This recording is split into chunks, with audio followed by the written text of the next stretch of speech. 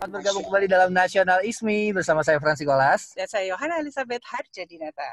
Dan hari ini kita luar biasa hari ini dapat dua orang yang keren. Iya, sudah bergabung bersama kita narasumber kita yang luar biasa, ada Ustadz Maulana. Assalamualaikum Pak Assalamualaikum. Ustadz. Waalaikumsalam warahmatullahi wabarakatuh. Sudah terangkat? Wih, kece loh, dia pakai ring light nih kayaknya nih. Dan bersama kita juga ada Profesor Dr. Risa Kasidi yang merupakan gembala jemaat dari GBI Basilia Christ Cathedral. Halo, Profesor. Halo. Yang saya kagumi. Karena kalau ngomong tuh selalu nancep ke hatiku dan menjadi peringatan untuk menjadi lebih baik dan lebih baik lagi. Oh gitu. Banyak masalah ya, Kak? Kamu pagi-pagi. Nggak apa-apa. Manusia kan memang selalu hidup, maksudnya bertemu dengan masalah. Bagaimana cara kita menyikapi masalah itu yang kamu paling pinter deh. Tema kita apa sih, Kak? Hari ini tema kita adalah Damai Indonesiaku. Iya, spesial edisi sekali. Ada dua orang keren abis yang memang bergelut di dunianya, gitu ya. Dunia nyata. Maksudnya dunia lain dulu apa? Kan saya udah ngomong dunia nyata. Sembarangan loh ini hamba Tuhan loh, Kak. Nah, kita berbicara damai di Indonesia gitu dalam rangka hari perayaan yang dilakukan oleh umat Kristiani di Indonesia, yaitu hari Natal, itu hari kelahiran Tuhan Yesus gitu ya. Berbicara damai sebetulnya bukan sesuatu hal yang baru, karena di dalam dunia Pancasila, sila ketiga kita adalah Persatuan Indonesia. Dan terjadi persatuan karena ada damai tentunya. Nah, Pak Ustadz, izin duluan Pak Ustadz, bagaimana sih Pak Ustadz melihat kata damai sendiri dalam konotasi Pak Ustadz ataupun dalam ajaran Pak Ustadz? Baik, bismillahirrahmanirrahim. Assalamualaikum warahmatullahi wabarakatuh. Dan selamat pagi buat semuanya. Alhamdulillahirrahmanirrahim. Puji dan syukur kita panjatkan atas kehadirat Allah Subhanahu wa Ta'ala. Yang dalam hal ini sebenarnya kalau konotasi perdamaian atau damai, salamun hiya at-tamatul fajar. Kedamaian sampai terbitnya fajar. Jadi damai itu dalam Islam tidak mengganggu dan tidak diganggu. Jadi dua konotasi ini sebenarnya tidak berusaha untuk mengganggu orang dan tidak juga memancing untuk diganggu orang. Jadi itu damai. Karena Islam itu sebenarnya dalam artiannya adalah salam. Salam artinya damai, selamat dan tunduk. Jadi Islam itu selamat. Artinya kalau orang beragama Islam, berusahalah tangannya, perbuatannya, mulutnya, tingkah lakunya adalah berusaha untuk menyelamatkan orang. Tidak untuk membahayakan orang. Makanya disebutkan dalam Al-Quran bahwa Darussalam. Makanya lahum Darussalam inda rabbihim. Dalam Al-Quran surah Al-An'am ayat 127 disebutkan bahwa nanti ada namanya dipersilahkan. Baginya mereka dipersilahkan Darussalam. Sorga yang damai. Jadi Parauhu warehan wa jannatun naim. Jadi di dalamnya ada kenikmatan, rezeki dan kedamaian. Jadi orang-orang yang masuk surga itu adalah orang-orang yang memiliki sifat kedamaian.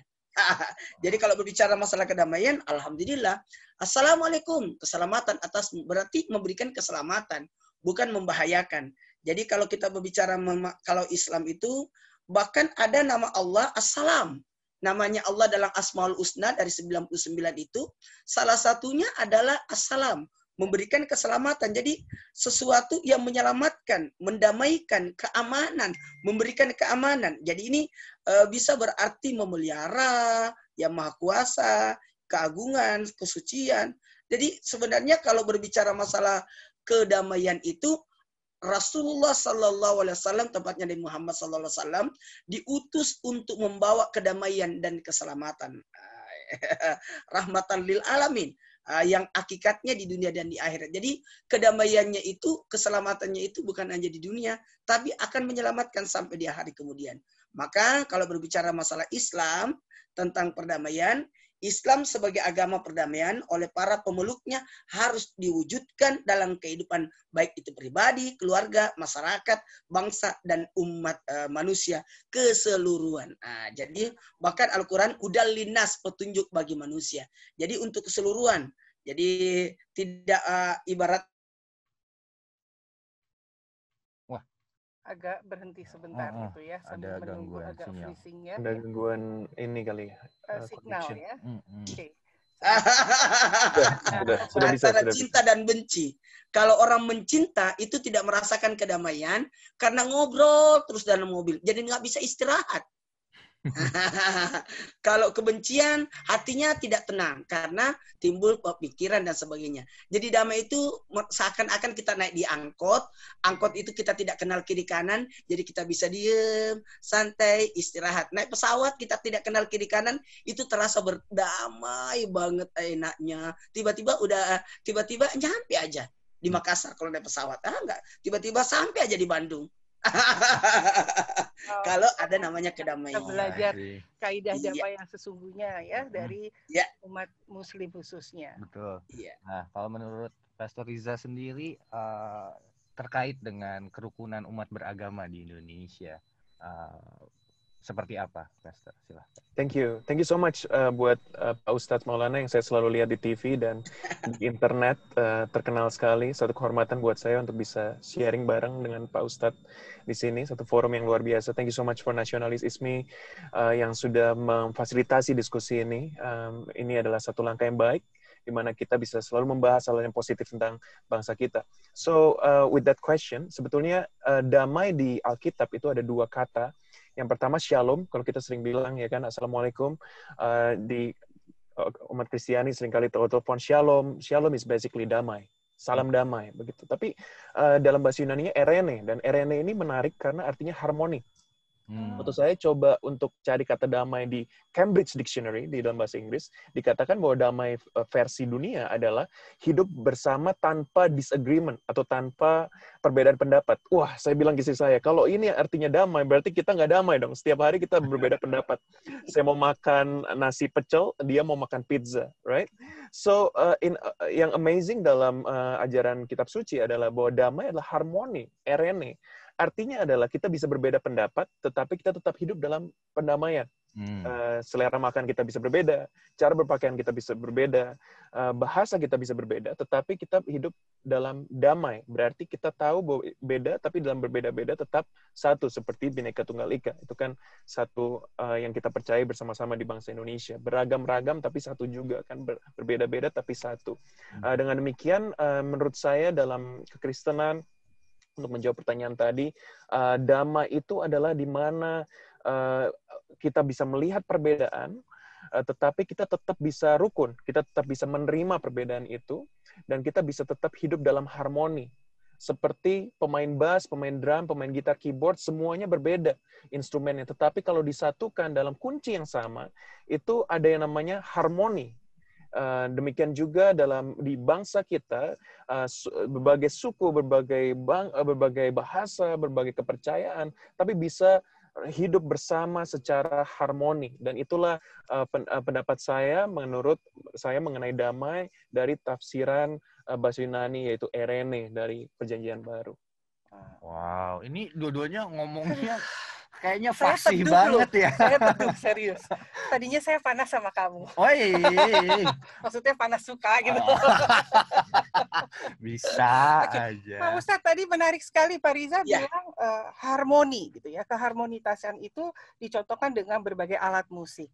Dicontohkan juga berbagai suku ragam, tata bahasa kita, lalu juga makanan, food kuliner itu beragam-ragam. Nah, keharmonitasan sendiri di dalam kehidupan sehari-hari sebagai umat Islam dari berbagai perbedaan tersebut, sejauh ini seperti apa sih yang sehingga bisa menguatkan konotasi damai itu menjadi utuh dan bulat gitu?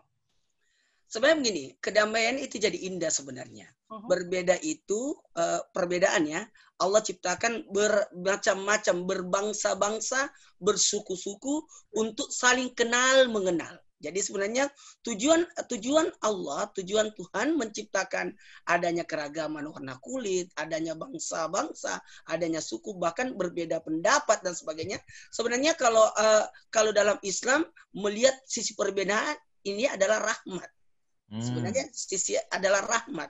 Bagaimana ketika kita berbeda, jadi kita untuk belajar, untuk bisa mengenal. Sekali lagi, untuk bisa mengenal, untuk bisa memahami, untuk bisa menambah wawasan, dan alhamdulillahirrahmanirrahim kalau kita menyikapi perbedaan dalam Islam ini, senantiasa ini adalah bentuk prinsip keragaman. Jadi beragam. Bahkan ini ini kehendak Allah, kehendak Tuhan untuk menciptakan adanya perbedaan. Jadi disebutnya ibaratnya dalam Al-Qur'an disebutkan waki bimasyab. Jadi artinya Allah mengendaki perbedaan keragaman ini untuk apa? Untuk mengendaki sesuatu di dalamnya pasti ada hikmahnya. Ada hikmahnya. Kalau kita sama semua, ya Allah, nggak bisa dong dibedain yang mana orang, yang mana yang. Tapi adanya perbedaan ini mengantarkan kita untuk bisa memahami.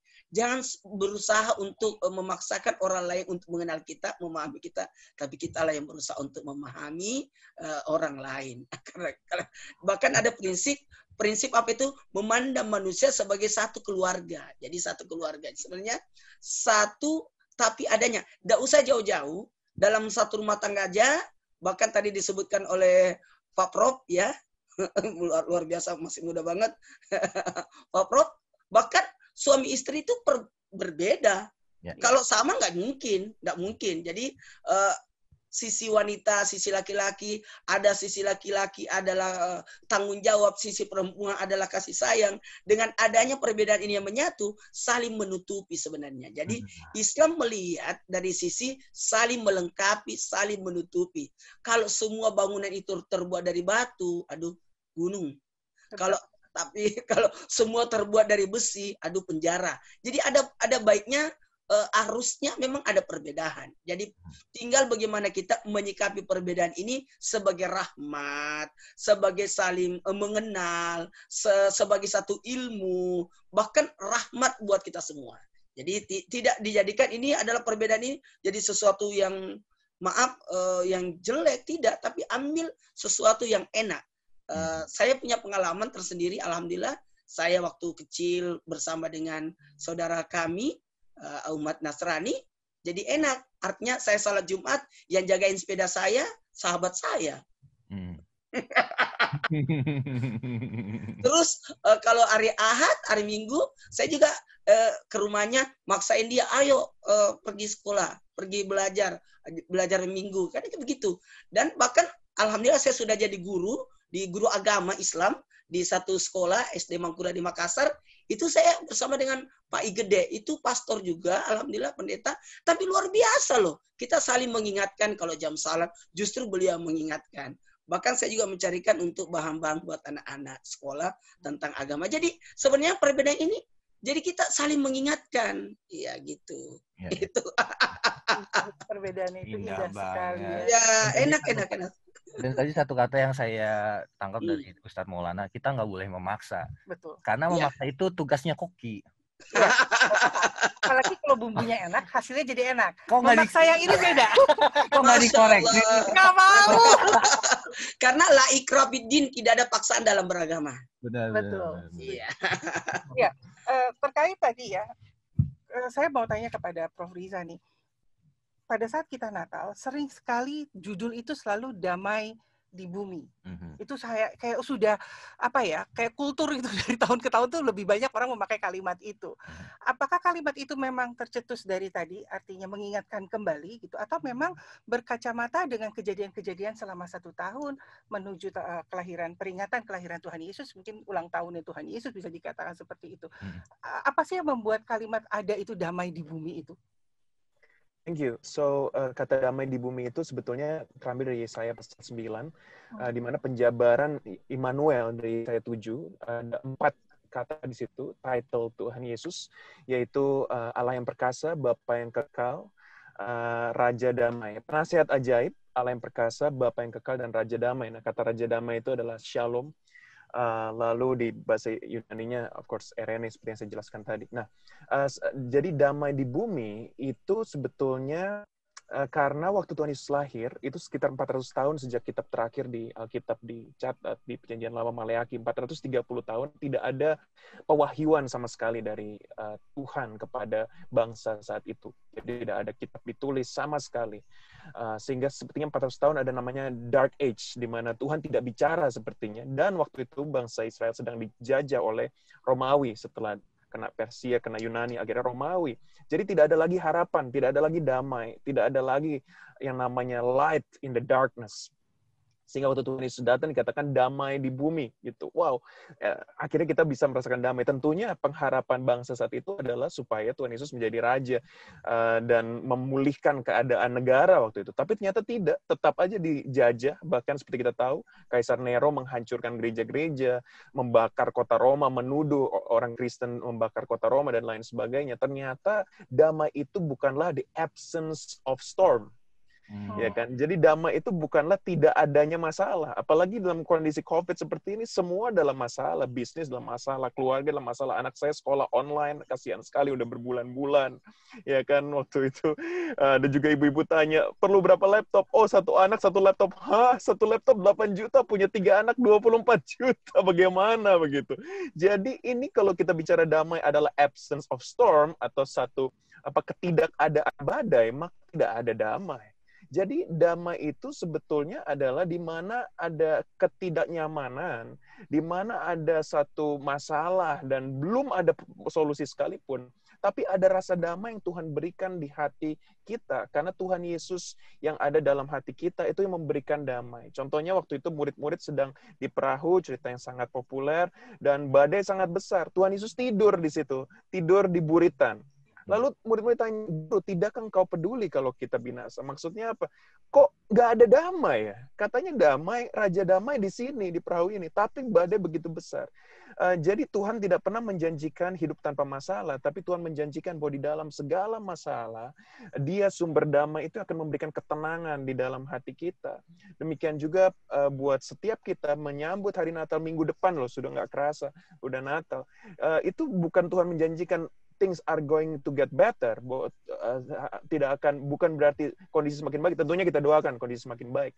Tapi Tuhan menjanjikan bahwa dalam kondisi terburuk sekalipun, damai Tuhan akan ada bersama dengan kita semua.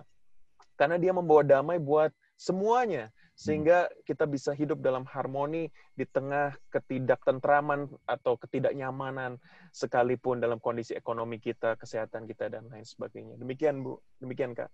Wah. Sebuah janji yang luar biasa ya. Okay. Tadi kita sudah berbicara mengenai apanya nih, apa itu damai. Nah, sekarang kita mau tahu nih, bagaimana caranya supaya kita bisa tetap damai di tengah-tengah perbedaan. Tidak memaksakan, tadi kan itu salah satu bagaimananya. Tapi itu bukan hal yang mudah loh, Ustadz, tidak memaksakan. Kadang-kadang secara pribadi, ego kita tuh lebih maunya dimenangkan. Kan? Benar. Suami istri aja nih ya. Kalau misalnya nanya makanan nih. Hati-hati curhat. Nah itu Ustadz, dia kalau dekat saya senangnya curhat memang pusing kepala Barbie. Mumpung ada yang ngajarin kan, ada narasumber yang luar biasa. Soalnya kan kalau misalnya ditanya makan istri, kemana? Mau makan apa? Terserah. Oke, kita makan seafood. Enggak, lagi nggak pengen. Ya udah, makan nasi goreng nggak mau. Jadi maunya apa? Terserah. Monggo Ustadz, jangan dengarkan yang satu ini.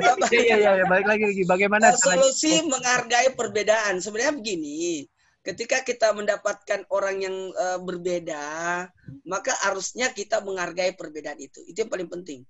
Yang pertama, kalau kita mau dihargai, maka lebih awal kita harus menghargai juga orang. Jadi jangan menuntut orang untuk mengerti kita, tapi kita yang berusaha untuk memahami mereka. Itu yang pertama. Dan sebenarnya betul tadi kakak-kakak ya, saya panggil kakak-kakak juga ya. Jadi sebenarnya tidak ada keegoisan dan kesombongan. Kesombongan itu adalah tidak menerima kebaikan, kemudian menganggap diri kita lebih baik dari orang. Ya itu. Jadi kesombongan itu tidak menerima pendapat, tidak menerima masukan, itu kesombongan sebenarnya. Kemudian merasa dirinya lebih benar, itu juga kesombongan. Nah, makanya iblis itu diusir dari surga karena merasa lebih baik daripada Nabi Adam.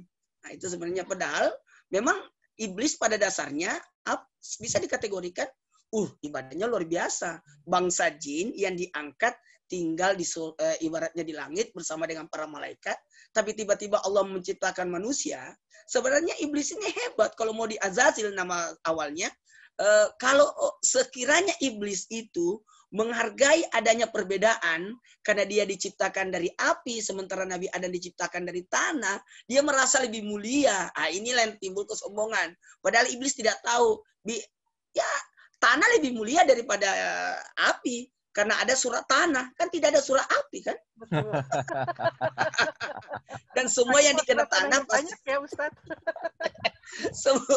semua yang dikena tanah pasti akan jadi bermanfaat, tapi semua yang dikena api akan hancur. Jadi sebenarnya malaikat menerima perbedaan itu lalu tunduk. Ya, ketika wa isqala rabbuka lil malaikati isjudu li Adam apa saja illa iblis. Nah, dalam Al-Qur'an disebutkan ketika diperintahkan tapi justru iblis menerima perbedaan itu lalu dia bersombong, merasa dirinya lebih baik. Nah, ini yang tidak dibenarkan. Jadi seharusnya kita itu tidak boleh sombong, tidak boleh egois. Lalu apalagi memberikan keteladanan. Nah, jadi Nabi Rasulullah SAW diangkat jadi Nabi di usia 40. Nah, jadi dari umur pertama 1 tahun sampai 40 bukan dakwah yang diajarkan, tapi keteladanan. Jadi berbeda dengan para penduduk Mekah waktu itu yang menyembah berhala, sementara Nabi Muhammad membawa agama tauhid untuk menyembah Tuhan. Kemudian maaf ya Allah, dari sini kita belajar bahwa sebenarnya keteladanan itu penting. Laqad kana lakum fi Rasulillahi uswatun hasanah. Jadi kalau mau memperlihatkan kebaikan, ya sebaiknya nggak usah pakai omongan, perbuatan aja.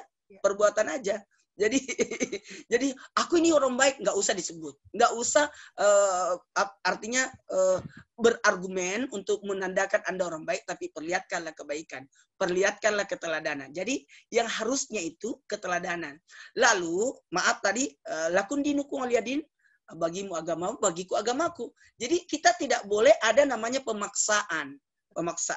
Karena hidayah itu datangnya dari Allah. Jadi kadangkala kita harus memaksakan. Bagaimana dengan Abu Lahab, pamannya Nabi, yang tidak ikut ajaran agama Nabi.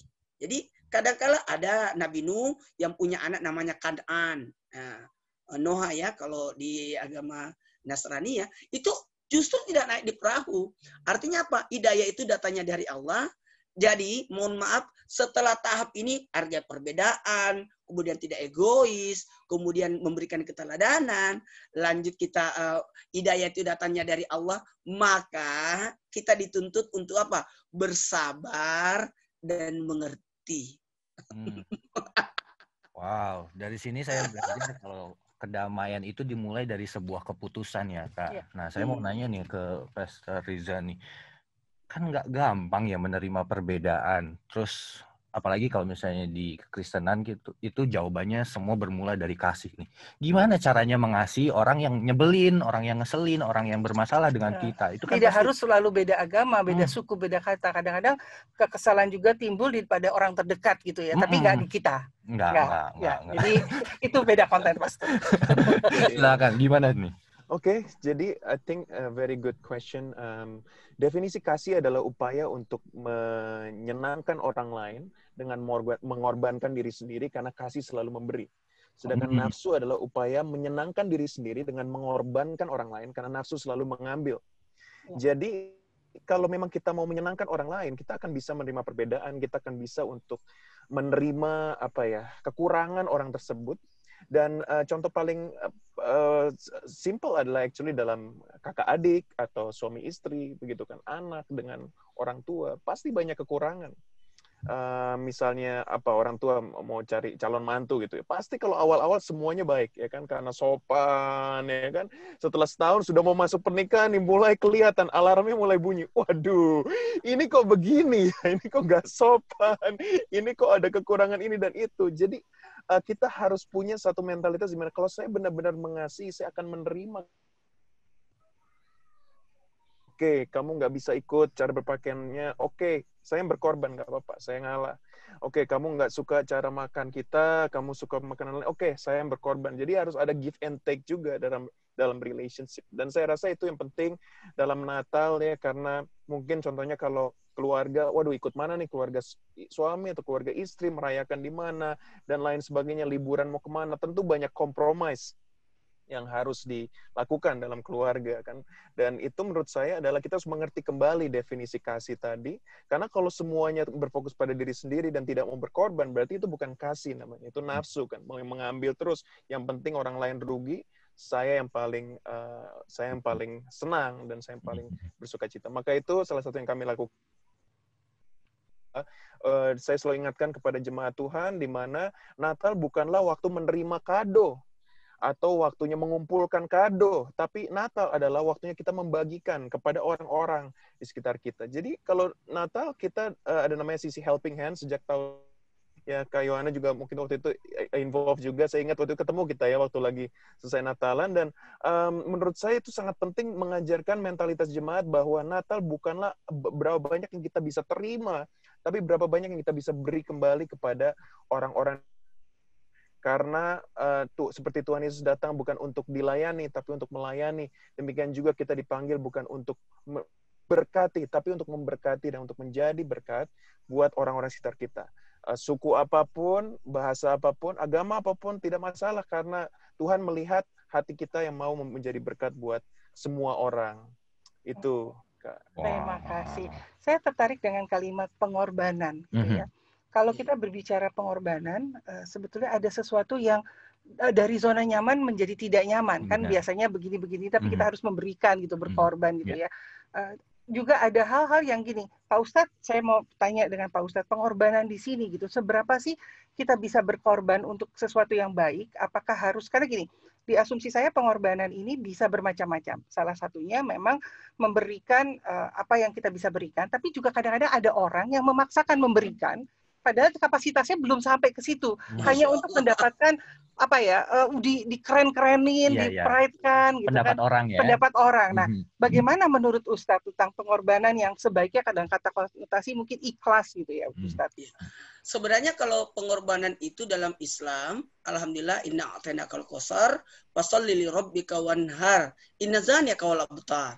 Jadi sebenarnya pada posisi dari sini asbabul nusul daripada ayat surah ini kan, kalau ayat dari Quran senantiasa ketika akan turun itu ada sebab turunnya. Sebab turunnya ketika wafatnya meninggalnya putra Nabi, ada Qasim, ada putra Nabi Qasim, maka disebutlah Nabi itu terputus keturunannya.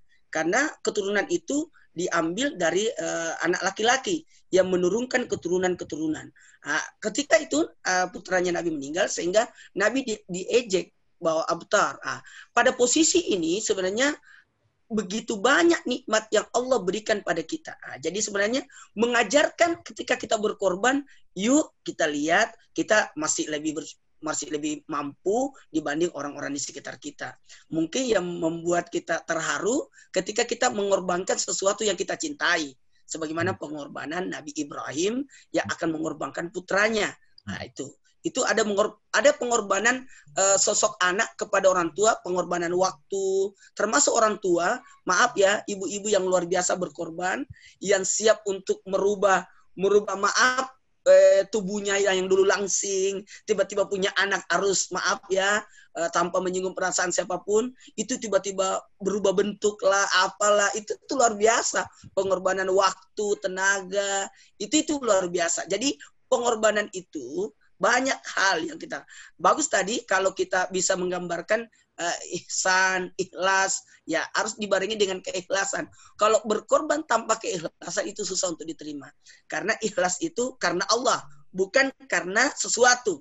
Nah, ketika kita karena sesuatu berarti tidak ikhlas. Sebagaimana ada orang berkorban supaya dia bisa dikenal, bisa apalah, bisa naik statusnya, itu bukan pengorbanan, tapi membalas jasa. Makanya ada namanya sebaiknya kita ihsan. Ihsan itu membalas keburukan dengan kebaikan. Jadi ketika kita sudah berusaha semaksimal mungkin, terus tidak diterima orang, bagaimana? Tapi gini ya sebenarnya, pengorbanan itu bukti kecintaan. Bagaimana orang bisa disebut cinta kalau tidak ada pengorbanan? Jadi kadangkala bukti untuk kedekatan. Jadi kurban itu berarti dekat. Kurban itu artinya dekat. Jadi ketika orang mau dekat sesuatu, siap-siap berkurban. Seperti saya, Ustadz selalu berkorban dengan adik saya satu ini. Waduh, curhat nih. Tapi benar nih Kak, buat anak-anak muda yang nonton ya, kan kita kan targetnya mahasiswa dan anak-anak muda gitu. Iya benar. Kalau misalnya ada seseorang yang ngaku cinta sama kamu tapi nggak mau berkorban, itu bukan cinta. Iya, iya, iya. Nah, nafsu. Oke. Nafsu kan pengen diri sendirinya diuntungkan. Kalau misalnya cinta tuh berarti pengen yang disayangi, yang diuntungkan. Makanya dalam Islam disebut sakinah, mawaddah, warahmah. Cinta, kasih, sayang. Jadi kita harus mencinta, memberi, mengkasih, baru menyayangi. Jadi bagaimana kita bisa disayangi kalau Anda tidak memberi? Kasih. Jadi bagus banget tadi. Pengertian dari kasih itu. Dr. Riza, kalau misalnya dari pembicaraan kita nih, dari tadi kita sudah membahas mengenai damai, tapi semuanya itu sebenarnya dimulai dari hati dan juga pikiran ya. Nah, untuk sementara pikiran dan hati kita tuh sebenarnya secara manusia ya, ada banyak hal yang tidak sesuai dengan hal-hal yang ideal gitu. Karena kita cenderung egois gitu. Nah, gimana sih cara mengubah hati supaya bisa selaras dengan pikiran, akhirnya membuahkan hasil tindakan yang tadi itu menghasilkan damai, kasih gitu ya. Nah, ini memang pastinya perlu apa ya, kedisiplinan dan pelatihan. Nah, mungkin bisa di-share, Pastor. Saya senang sekali dan saya ingin juga menyatakan kekaguman saya untuk untuk umat Muslim, karena dengan disiplin, saya selalu bilang ke anak-anak gereja juga, wow, sholat 5 waktu itu disiplin sekali gitu. Sedangkan kita kadang-kadang bolong-bolong doa makan aja cepet-cepet. Saya bilang, ayo dong kita belajar apa yang baik gitu. Dan disiplin penting sekali. Misalnya bangun pagi berdoa, baca firman Tuhan, itu penting sekali karena dengan itu mengingatkan kita kan pagi, baca firman Tuhan, mengingatkan lagi. Jadi disiplin penting, tapi kedua, yang salah satu yang paling penting adalah komunitas. Dengan siapa kita bergaul, dengan siapa kita hang out. Kalau kita bergaul dengan orang-orang yang meracuni pikiran kita, bilang, lihat itu orang, ya kan, lihat itu beda dengan kita, kita lebih baik, dan diracuni terus, walaupun kita punya prinsip, kalau setiap hari diracuni terus, lama-lama kita bisa berubah, gitu. Ya, jadi waktu saya pertama sekolah di Australia, dibilang katanya, kalau bule, mohon maaf ya, bule nggak mandi katanya, makanya bau badannya. Nah, itu kan satu hal yang rasisme ya, bisa dibilang. Tapi kan 2001 itu kita masih nggak ngerti rasisme itu apa, nggak ngerti. Jadi kita pikir, bule nggak mandi. Ternyata itu salah gitu, bahwa bule juga mandi, mereka wangi juga kalau pagi, ya kalau keringetan sama-sama bau, mau itu suku apapun kan. Tapi karena diracuni terus, bule begini, sehingga itu membuat saya jadi punya pikiran yang salah. Itu hanya satu simple aja. Nah, kenapa ada kebencian kadang-kadang, ada ketidakdamaian di negara kita? Sebetulnya bukan karena pendapat pribadi, tapi karena waktu komunitas dengan orang-orang yang penuh racun ini dan mencoba untuk membuat kekacauan sehingga orang terpengaruh kan. Jadi dengan siapa kita bergaul itu penting sekali. Kalau kita bergaul dengan orang yang cinta damai, yang menghargai perbedaan, yang sangat respect satu dengan yang lain, tidak rasis, tidak diskriminasi, maka kita akan sehat gitu. Jadi dua ya, disiplin, baik itu baca firman Tuhan maupun berdoa, dan juga dengan siapa kita bergaul. Saya tuh orang yang nggak suka gosip. Saya bilang ke istri saya. Dan orang tahu. Jadi kalau kita lagi di meja makan, mulai gosip, kita diam. Dan orang tahu. Dengan itu orang respect. Pastor Riza sama istri ini nggak suka gosip. Lagi ngomongin apapun, kalau saya ditanya, kamu dengar nggak kayak gini? Saya diam langsung bilang, saya nggak tahu. Kita punya satu slogan, we're not on a gossip train. Jadi kita nggak ikut. Gitu kan. Padahal gosip itu benar ya Pak Ustadz ya, itu katanya speednya gosip itu lebih tinggi dari speed internet Pak ya. Jadi internet aja memakan waktu berapa detik, kalau gosip bisa satu dunia langsung. Apalagi gosip ibu-ibu. Gosip itu dosa yang luar biasa. Karena bisa jadi orang yang kita gosipi sudah bertobat, sementara kita masih ngomongin, berarti dosa kita masih jalan. Terus bisa jadi gosip itu mengantarkan kita, kalau bahasa di Islam itu ghibah, seakan-akan kita memakan daging saudara kita sendiri. Jadi nauzubillah. Jadi ibaratnya ketika kita menggosipkan itu bisa jadi dosa jariah. Pasti pindah lagi. Pasti ditambahin. Ternyata awalnya dari kita nih. Ini bahaya. Dan informasinya bisa nyebar, lalu bisa ditambahin, dibumbu-bumbuin begitu kan, sampai udah kacau. Nah, itulah penyebabnya, sehingga saya mau menghimbau untuk semua supaya kita hindarilah gosip-gosip yang nggak penting itu. Ya kan, perkataan yang sia-sia, dan bergaullah dengan komunitas yang membangun, menggunakan kata-kata yang membangun kehidupan kita, bukan yang menghancurkan atau meruntuhkan. Begitu Bu, menurut saya cukup untuk disiplin dan juga komunitas Bu ya, Kak ya, untuk semuanya. Thank you. Keren. Tapi memang dimulai dari kata-kata ya. Ada kata-kata bijak itu, your words build your world. Jadi kata-kata kita membangun dunia kita seperti apa. Kalau kata-kata kita baik, dunia kita juga akan ikut baik. Kamu berbeda. Minggu lalu kamu bilang kata-katamu jempolmu. Oh. Gitu ya.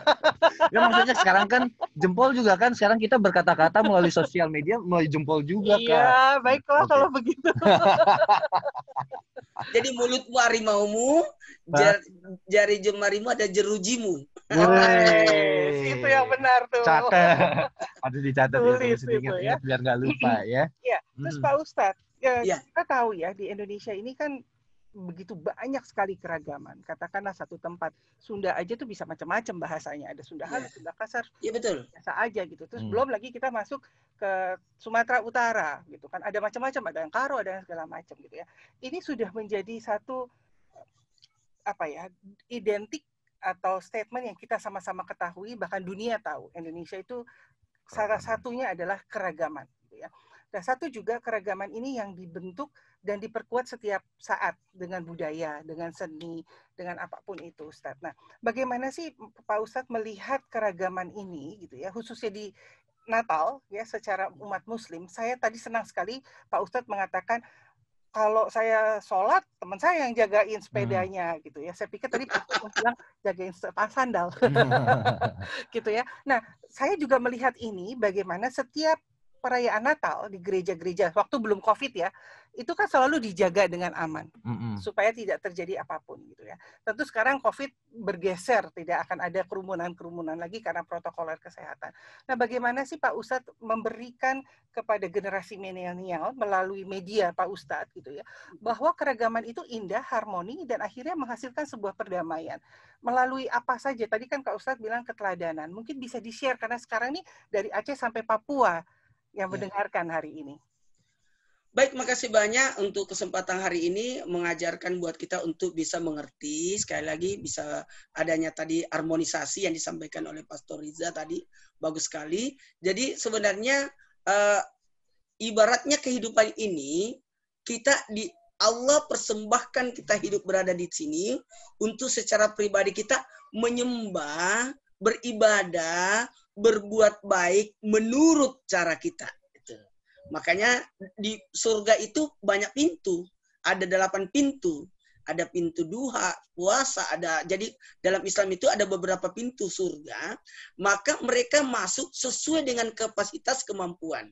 Karena mohon maaf, bukan pahala, bukan amal yang menyebabkan kita masuk surga, tapi keridhaan Allah, keridhaan Tuhan. Jadi kita mencuri perhatian Tuhan dari sisi keragaman ini, sesuai kemampuan kita, sesuai cara kita. Maka sebenarnya kalau kita ini menyikapi perbedaan, bukan hanya keteladanan, harmonisasi yang bisa kita lihat, kebersamaan, pengertian, sebenarnya ada juga yang bisa membentuk adanya budaya. Itu budaya yang beragam dan budaya yang beradab. Nah, ini jadi ada perbedaan sehingga terjadilah yang namanya maaf saya pinjam kata-kata ini, demokrasi. Ya, demokrasi. Jadi ada sifat gotong royong. Nah, ini ada bersifatlah kebajikan. Kalau orang berbuat baik kepada sesamanya, itu sebenarnya adalah bisa jadi kategori pembalasan.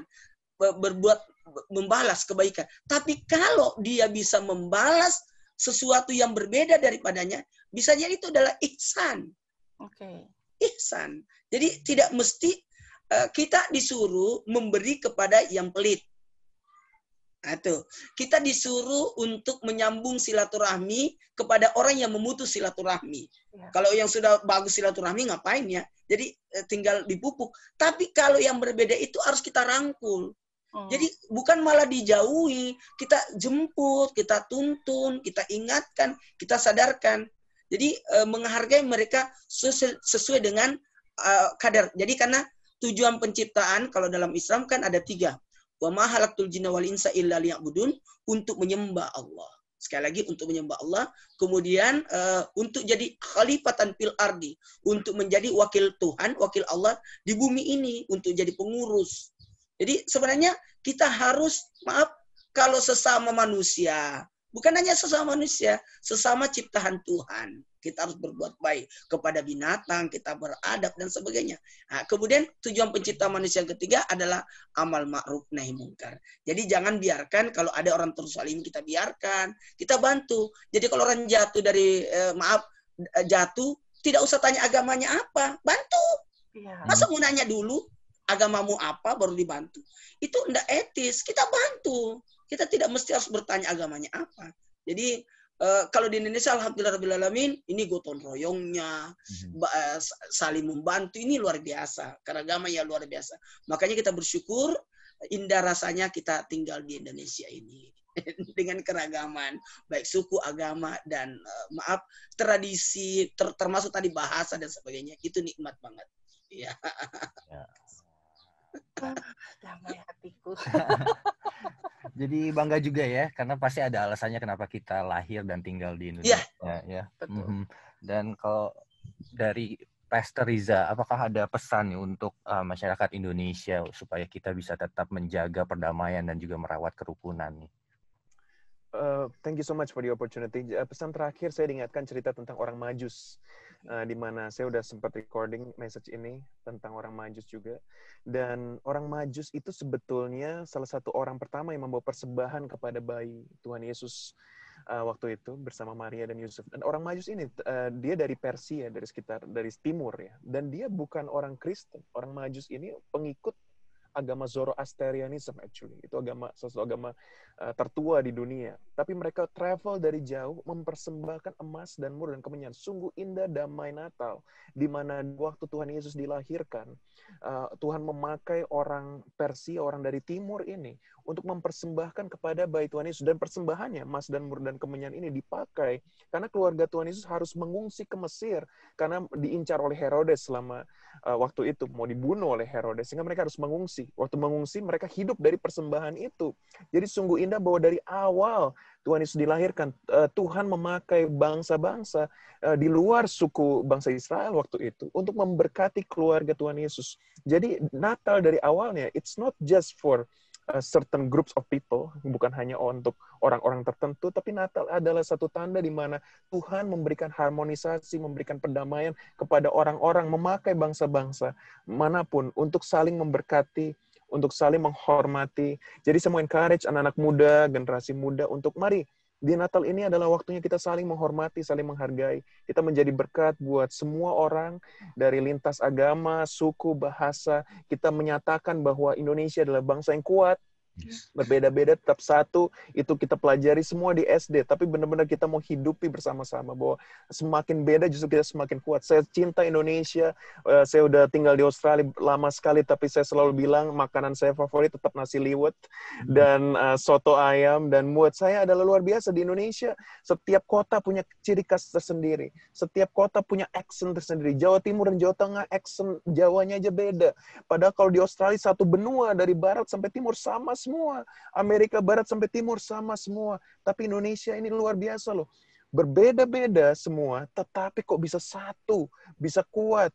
Itulah satu berkat Tuhan buat bangsa kita. Mari anak muda terus embrace differences, terus belajar dari orang yang berbeda sama kita. Kita harus belajar justru dan berteman dengan orang yang berbeda supaya kita semakin diperkaya, supaya kita semakin mengerti. Saya 1 jam aja dengan Pak Ustadz Maulana sudah belajar banyak hal. Saya catat-catat juga dari tadi. Wow, ternyata banyak hal yang mirip-mirip ya. Yang kita sama tadi waktu Pak Ustadz bilang, oh apa itu surga itu karunia dari Allah, bukan karena apa yang kita perbuat. Kita juga meyakini hal yang sama bahwa keselamatan itu dari Tuhan, oleh kasih karunia Tuhan, bukan karena kehebatan kita, bukan karena kedahsyatan kita. Jadi saya sampai belajar banyak hal hari ini. Saya bersyukur sekali. Ini salah satu forum yang sangat baik di mana kita bisa saling belajar, dan saya orang yang paling belajar banyak dari kesempatan 1 jam bicara dengan Pak Ustadz pada hari ini. Thank you so much for the opportunity. Thank you. Aku merinding. Senang sekali. Keren ya. Sesi kita hari ini mesti sering-sering nih, Kak. Tapi memang tadi bisa disimpulkan kalau keragaman itu kehendak Tuhan ya, dan menjaga kerukunan juga salah satu kehendak Tuhan. Makanya kalau misalnya jari, jempol semua juga nggak bisa berfungsi, mesti akur nih, jempol, telunjuk mesti berbeda, kalau nggak bisa melaksanakan fungsinya. Pintar kamu. Kadang-kadang nggak. Nah, Pak Ustadz, pesan terakhir buat generasi kita. Ya, nanti generasi penerus bangsa nih, milenial. Dari Aceh sampai Papua. Silakan, Pak Ustadz. Baik, bismillahirrahmanirrahim. Buat semuanya, terima kasih banyak. Dalam kesempatan hari ini, kita harus banyak-banyak bersyukur. Karena kesyukuran itu luar biasa, mengangkat kita untuk bisa jadi kaya. Ketika orang tidak pandai bersyukur, maka menjadilah dia kufur. Kufur itu artinya apa? Tidak melihat nikmat yang Allah berikan padanya. Jadi lihat sekecil apapun kita harus syukuri. Alhamdulillah, ala kulli hal. Meskipun apapun yang terjadi kita tetap bersyukur. Makanya terima kasih banyak buat Pastor Riza yang luar biasa. Mantap sekali juga, luar biasa antara nafsu dan kasih. Ya luar biasa tadi.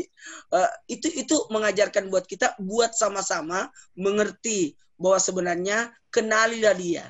Jangan cuma hanya tahu aja, tapi kenali dia. Ketika kita mengenali orang, maka kita akan mengerti siapa dia. Maka upayalah untuk mediasi bersama-sama. Kemudian kalau memang ada sesuatu, apa salahnya untuk bertabayun. Jadi ini yang bertabayun. Jadi itu yang paling penting. Dan saling memaafkan kalaupun ada kesalahan. Maaf itu mengembalikan perasaan kembali pada awalnya. Jadi buat semuanya, mahasiswa dimanapun berada, dari Aceh sampai Papua, ayo tanamkan kesyukuran akan nikmat, bukan kufur akan nikmat. Terima kasih banyak Pastor Riza, Pak Ustadz. Jadi kalau kita berbicara damai di Indonesia, sebetulnya adalah pelaku utama diri kita sendiri. Dimulai dari diri kita sendiri. Bagaimana diri kita sudah teladan, melatih kedisiplinan sehingga menjadi teladan, dan tanpa sadarin, saya kemarin baru tulis status gini, sebarkan virus kebenaran sehingga virus itu menjadi imunitas kamu. Jadi kebenaran, kasih sayang itu virus. Mungkin tadinya awal virus merasa nggak terbiasa nih kita ya, kan disiplin tuh. Nah tanpa sadar akhirnya lama-lama jadi imun. Akhirnya kita bisa menjadi contoh, role model bagi orang lain. Gitu. Banyak belajar sekali ya hari ini. Luar biasa. Selamat Natal juga buat Pastor Risa dan keluarga dan seluruh bangsa Republik Indonesia yang merayakan Natal pada hari ini. Ya. Akhirnya saya Frans Nikolas dan kami juga ingin mengucapkan terima kasih sekali untuk dukungan acara ini yang didukung oleh Kemendagri, Kementerian Dalam Negeri, BCA, Yayasan Bentang Merah Putih, Yayasan Pandu Pemimpin Cinta Bangsa, Tandaseru.id, Heartline Radio Network, Indonesiapersada.id. Ya, saya juga mengucapkan terima kasih sekali lagi buat Pak Ustadz Maulana, terima kasih. Profesor Riza, terima kasih banyak. Di tengah kesibukan tetap memberikan waktu yang terbaik buat bangsa dan Republik Indonesia. Terima kasih. Salam juga buat Pastor Riza, makasih. Iya, makasih Pak Ustadz. Iya. Akhirnya saya Frans Nikolas. Dan akhirnya saya Yohana Harjadinata. Kenapa ketuker-tuker namanya? Kan perbedaan itu indah. Betul. Bisa. Sampai ketemu di National ISMI minggu depan jam 10 pagi. Sampai pukul 11. Betul. Waktu Indonesia bagian Barat. Kami mengundurkan diri. Salam Pancasila. Assalamualaikum. Shalom.